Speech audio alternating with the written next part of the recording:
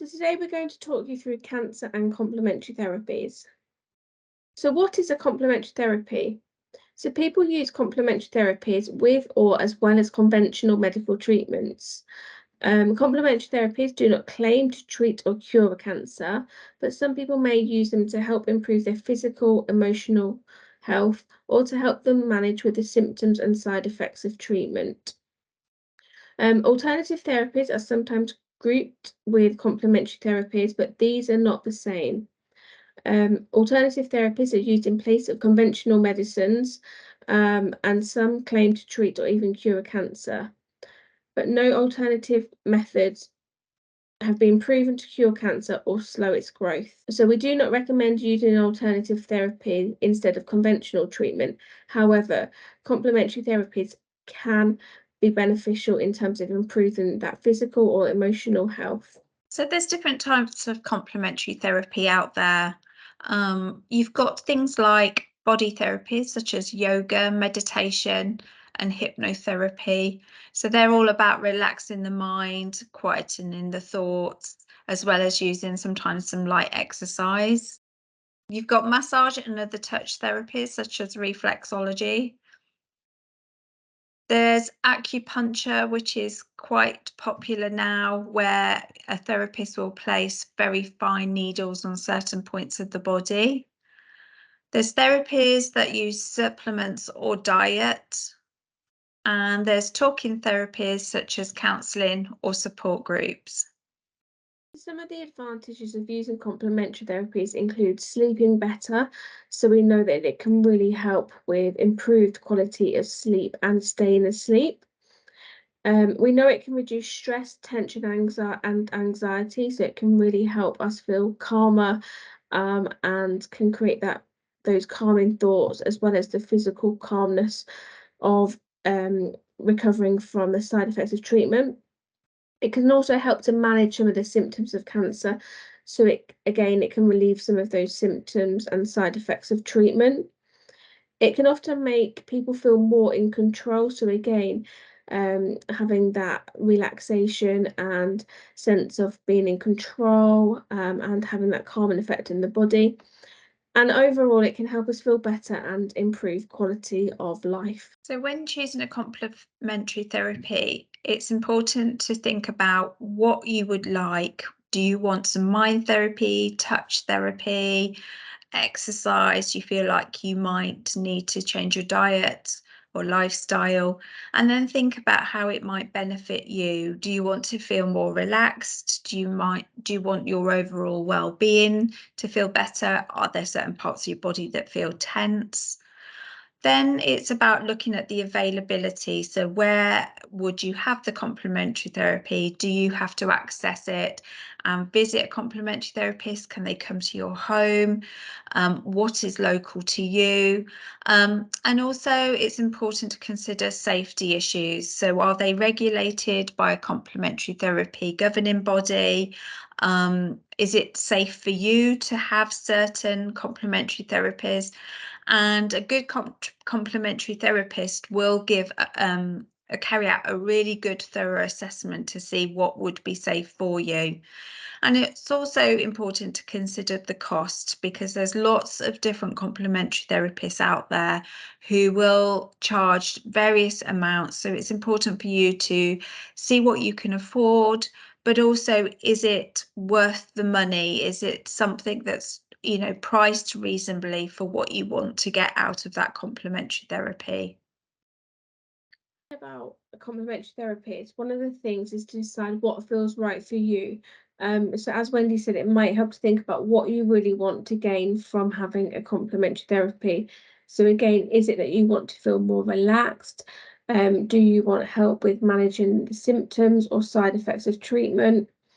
Is it that you want to get help with difficult emotions? So choosing a therapy that will really help manage those emotions. Is it that you want that overall feeling of generally feeling better, and improving quality of life? Or it could be that actually you want to make a more positive lifestyle change. And as Wendy said, it's also really important to think about if the treatments are free, or if you have to pay, how much can you afford to get the benefits? and if you want a one-off treatment or whether it's something that you want to do on a regular basis. So as we say, with the safety issues, it's really important that you take into account what is right and safe for you. And on the whole, doctors don't mind you having complementary therapy. They just want to make sure also that you're having the right therapy, depending on what cancer treatments you're having at the time, and also, you know, if there's anything that would do more harm than good. So before using complementary therapy, it's always advisable to talk to your healthcare team to find out what could be harmful for you and to check whether it could affect your cancer treatment, whether it make your cancer treatment less effective, or whether it makes side effects of your cancer treatment worse. So it's important to consider safety when you're choosing the timing of your complementary therapy, as well as what complementary therapy you want to try. So when you're choosing a complementary therapist, it's always best to find someone who is registered to a national governing body. This just ensures that the person you see meets the certain standards of good, high quality practice. So there are two types of register. There's an accredited register and a statutory register. Both of these types of registers should meet the national standards of practicing, and they will cover issues such as training, safety, confidentiality, and complaints. So it's just really important that when you are choosing the complementary therapy, that you check that they are accredited to one of these registers. And also you can ask for proof of any qualifications as well. But without a qualification, they wouldn't be able to be registered to one of the governing bodies. So when you're choosing a therapist, check what services your hospital provides first, because it might be that they provide a complementary therapy suitable for you that's free of charge. Always choose a qualified therapist, as Danielle said, who is on a statutory or accredited register. And it's important that you ask questions. So you quite rightly, you could ask how many years of training they've had or how long they've been practicing. You could even ask if they've got any testimonies from previous people who they've supported. It's important from the start to ask how much they charge as well, and whether that's, you know, per session and how many sessions you're likely to need. Ask what training they've had about complementary therapies and cancer. Some therapists will have had additional training to support people with a cancer diagnosis and know the long-term effects that that may have. And ask if they have any indemnity insurance in case of harm from complementary therapy and its side effects. Be careful as well not to be misled by false promises. So there's so much out there that, you know, so many therapists, and no trustworthy therapist will offer you a cure for cancer. So it's important just to keep in mind and be realistic about what the complementary therapy is going to do for you. So we're going to look at some of the different types of therapies now. So the first is around mind-body therapies. And mind-body therapies are based on the belief that what we think and feel can affect our well-being.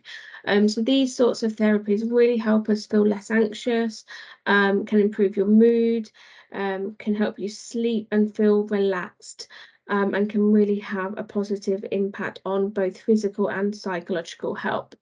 So some of these mind-body therapies examples include relaxation techniques, meditation, hypnotherapy, art therapy and music therapy. So that's using art and music as a type of therapy, and movement therapy such as Tai Chi and yoga. So both Tai Chi and yoga are quite calming, low impact, slow exercises to undertake.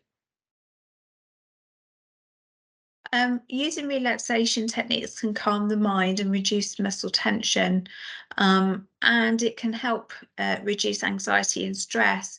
So, some examples of relaxation techniques are breathing exercises, such as deep belly breathing, just to calm the mind and distract yourself and bring yourself into the now. There's progressive muscle relaxation. So this involves tensing and relaxing each group of muscles in turn until you feel relaxed. And something that we know our patients find really useful is guided imagery. So it's where you are just taken to a place that is beautiful. So the audio will guide you into that place, and you use your imagination to get there. And an example of that is a video on our YouTube channel, which is the Northants Cancer Information Hub, where you can be guided to a nice field down a nice country lane. So yoga is a movement-based mind-body therapy that generally uses different yoga postures and often combines this with breathing techniques and meditation. So we're lucky enough in Northamptonshire to be able to offer weekly yoga classes available at two locations, one in Northampton, one in Kettering. So these classes are designed to support individuals who've been affected by cancer and whose life can be maintained or improved through taking part in regular physical activity. Um, and so it's available to patients who've been diagnosed with any cancer type and are either pre-treatment, undergoing treatment, or post-treatment. You can contact us at the information centres and we can give you more details as well. And weekly, it is important that you sign up weekly to these sessions just so that they make sure that there is space on each session for everybody involved. So a massage therapist can massage the whole body, or focus on one area, such as the hands, face, shoulders, or feet. And that's, something that you will decide what you feel comfortable doing. There are different types of massage, so you really do have to do some homework when you choose a massage therapist and the type of massage that you want. Um, there's holistic massage that relaxes the mind and the body. We know it can improve the mood. There are some massages that will relieve tension or pain in the muscle. And so when you're seeking a massage therapist, just ask about the type of massage and how deep and hard the massage will be. Some massage as well will improve circulation around the body and improve like lymphatic drainage or just drainage of some toxins that might be in the body. So it's really important when you are seeking a massage that you read the small print when it describes what type of massage, but also speak to the massage therapist as well, so you both can decide how deep you want the massage, like I say, and also where you want it. So safety. So during your therapy, it's important to avoid massage in certain areas. So this includes areas that are directly over a tumour or any lymph nodes affected by the cancer. Um, any areas that are bruised or sensitive as a side effect of treatment.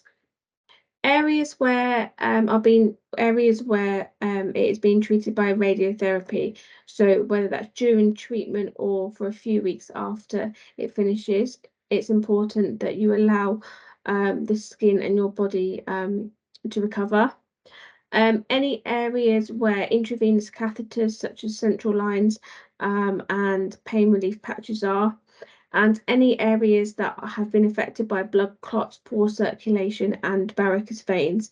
But again, this is something that a good therapist will talk to you about and will have a good understanding about this. So again, going back to that importance of making sure that they are a registered professional. It's also important to be particularly gentle if the cancer has spread to your bones, because that just might increase the experience of pain, but also your bones might be quite sensitive, and you don't want to cause any injury. It's also important to be gentle if you have a low platelet count, because quite often platelets that are cells will help the blood to clot, so you don't want to cause any bruising or bleeding. Or if you have cancer in your bones, speak to your cancer doctor before you try massage therapy. You can contact the General Council for Massage Therapists also to find out where in your local area there are suitable massage therapists that are regulated by this body. So other touch therapies include shiatsu. So this is a type of Japanese massage, and shiatsu therapists believe that health depends on the balanced flow of energy through certain channels in the body. So they tend to use pressure to restore the balance of energy. Acupuncture, which I think we've all already mentioned. So again, very similar beliefs as shiatsu. The therapist will apply pressure on specific areas of the body with the aim of helping a problem elsewhere in the body. Reflexology, so this is quite a common therapy. So this is either a hand or foot massage. So reflexology again applies gentle pressure to certain trigger points, and it's based on the belief that different areas of the body on the hands and feet represent and are connected to different parts of the body. However, there is no evidence to support this belief. And then you've got therapeutic touch. So again, the therapist uses touches or works just above the surface of the body. So things like acupuncture or Reiki. So with Reiki, it's a non-invasive complementary therapy, and it uses natural flow, natural energy flow for health and well-being. So Reiki can be used on the whole body, or it can be localized to a specific part of the body. And usually the Reiki therapist will know which part of the body is needing more energy. Potential benefits of Reiki include feelings of deep relaxation. It can help somebody with sleep and overall feelings of improved health and well-being. We do currently have free Reiki sessions. If you would like to book on to Reiki, please contact the Information Centre. Herb and plant extracts. So there are different types of therapies which will often use herb and plant extracts, such as homeopathy. So there is no reliable evidence at the moment that is an effective treatment, but in general, they can be safe to use alongside conventional cancer treatments. Aromatherapy, so this is using concentrated natural oils and is often used to aid relaxation and sleep. So aromatherapy oils is often used during massages. It can be used in baths or as creams or through diffusers. Things like lavender oil is a popular one. And the key thing is essential oil should not be ingested at all. And flower remedies, herbal remedies such as herbal teas can be really beneficial in terms of helping to feel calm and relax. And or some herbal teas can help improve sleep. But there is no medical evidence to show that flower, plant, or herb therapies have any impact on cancer. So, although plants and herbs are natural, this does not mean that they are always safe. And we know certainly that there are some herbs and plants that you really have to be careful with. Natural substances can sometimes have strong side effects. And I think we underestimate plants and herbs and how they can affect our body. Many medicines, including some cancer chemotherapy drugs, are made from plants, and it's important to understand that something that might be safe in lower doses can be harmful in higher doses. So if you choose to take herbal remedies, it's important to use them safely, and it's important to be aware of any side effects that herbal remedies may cause. And like I say, don't underestimate the effects that a natural herbal plant can have. Understand that some herbal remedies could interact with other medicines you take. So it's best to only buy products that have the traditional herbal registration, the THR mark. And these products have been tested for quality and safety. But equally important, you need to talk to your cancer doctor or a pharmacist before you take any of these herbal plants or medicines. They'll need to know all the medicines you're taking, and they can suggest what is going to be safe for you and what can work in combination with your treatment, and equally what could do more harm. The Memorial Sloan Kettering Cancer Centre can give you information about individual plants and herbs. It is a reliable website. And also, if you are seeing a herbalist, there's many out there, and they all come with different qualifications and standards of practice. So it's always important to check that they are registered with a governing body, just so that you know they're giving you safe, reliable information. Many people may make a change to their diet after a cancer diagnosis to help them stay as healthy as possible. Some people may have to change their diet due to either losing or gaining weight, or because of the symptoms from surgery or other treatments. There's no one diet that is suitable for everyone with cancer. And it does depend on whether you are below or above a healthy weight for your height and what side effects and symptoms that you may have. So you may be able to follow a standard healthy diet if you are not struggling with your weight, or if you do not have any unwanted symptoms or side effects in your digestive system. Your healthcare team may refer you to a dietitian for advice. So this might happen if you are underweight, if you're finding it difficult to maintain a healthy weight, or if you are having problems with symptoms and side effects when you eat or drink. So we know that some treatments can cause people to feel quite nauseous. Some people might have difficulty in swallowing and keeping food down. So if you do have any of these side effects or are worried, then do speak to your healthcare team that will be able to give you further information. So we don't recommend that any strict extreme diets are followed, but you have a very healthy, balanced diet using the good food plate, which can be found on the Department of Health's website. But it incorporates having good amounts of all of the different nutrients that we need in our diets. Sometimes we need extra nutrition when we cannot get enough nutrition through our diet alone. And this is often called supplementary nutrition. So it can come in the form of milkshakes, different yogurts, juices, powders, sometimes soups. And your cancer doctor may prescribe these if you need extra carbohydrates, proteins, or fats. The supplements sometimes have extra vitamins and minerals in them too, and dietitians call these supplements oral nutritional support or SIP feeds. But always check with your dietitian or your doctor, as some of these you can buy over the counter, but it's important that you talk to them first before you consider doing this. So food supplements can come in tablets, capsules, powders, and tonics.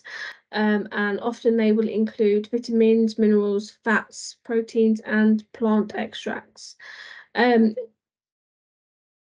So you may be at risk of developing a lack of vitamins and minerals if you've not eaten well for a long time, you've had any surgery or treatment to the digestive system.